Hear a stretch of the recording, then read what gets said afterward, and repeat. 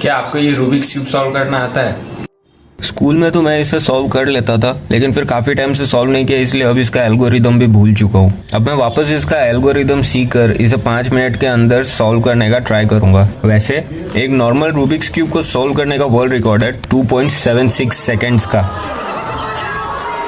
ये और भी बहुत सारे अलग वेरिएंट में आता है, मेरे से तो एक यही हो जाए तो बड़ी बात है।